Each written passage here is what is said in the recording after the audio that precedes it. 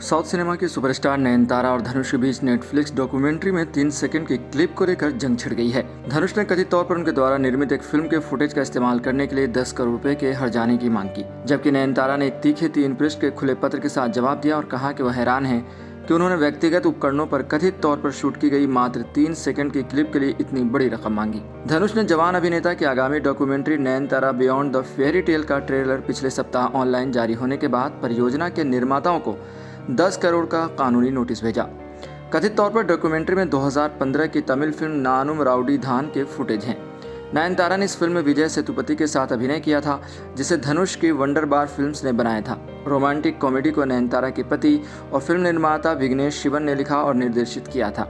नयनतारा ने अपने Instagram handle पर पोस्ट किए गए पत्र में दावा किया कि डॉक्यूमेंट्री के पीछे की टीम ने रिलीज के लिए धनुष की मंजूरी का इंतजार किया, लेकिन आखिरकार हार मानने का फैसला किया और वर्तमान संस्करण के लिए समझौता कर लिया, क्योंकि उन्होंने कई अनुरोधों के बावजूद नानम राउडीधान के गीतों या दृश्य कटौती के उपयोग की अनुमति देने से इनकार कर दिया। उन्होंने यह भी उल्लेख किया कि कई उद्योग के शुभचिंतकों ने नेटफ्लिक्स डॉक्यूमेंट्री मेरे जीवन मेरे प्यार और शादी के बारे में योगदान दिया। दुख की बात है कि इसमें सबसे खास है और महत्वपूर्ण फिल्म नानम राउडीधान शामिल नहीं है। नयनतारा ने कहा, धनुष ने अभी तक उनके पत्र का जवाब नहीं दिया है। 39 वर्षीय अभिनेता ने धनुष की अब तक की सबसे खराब आलोचना करने में कोई कसर नहीं छोड़ी और कहा कि वह वैध तरीकों से नोटिस का उचित जवाब देंगी। हम उन पंक्तियों को पढ़कर चौंक गए जिसमें आपने हमारे निजी उपकरणों पर शूट किए गए कुछ वीडियो केवल 3 सेकंड के उपयोग पर सवाल उठाया था, और वह भी BTS विजुअल जो पहले से ही सोशल मीडिया पर सार्वजनिक रूप से मौजूद हैं, और केवल 3 सेकंड के लिए 10 करोड़ का हर्जाना मांगा है, उन्होंने कहा।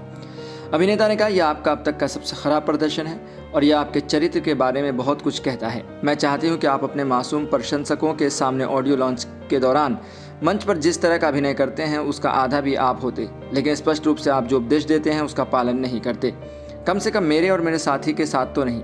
नयनतारा ने दावा किया कि धनुष ने लगभग 10 साल पहले रिलीज हुई फिल्म के बारे में भयानक बातें कही थीं और वह दुनिया के सामने मुखौटा बनकर घिनौना व्यवहार करना जारी रखते हैं। उन्होंने कहा, मुझे फिल्म जगत के लोगों से पता चला कि फिल्म के ब्लॉकबस्टर बनने के बाद आपका अहंकार बहुत आहत हुआ था।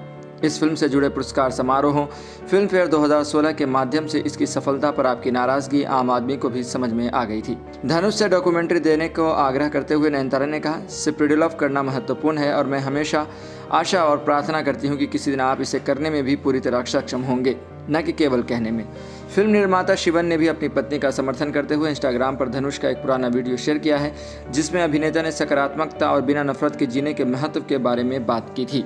2017 की फिल्म सक्का पोडू पोड्डू राजा के ऑडियो लॉन्च से लिया गया वीडियो क्लिप धनुष के तमिल फिल्म में कहते हुए दिखाता है, हमारे मन में एक के लिए जो प्यार है और दूसरे के लिए जो नफरत में नहीं बदलना चाहिए।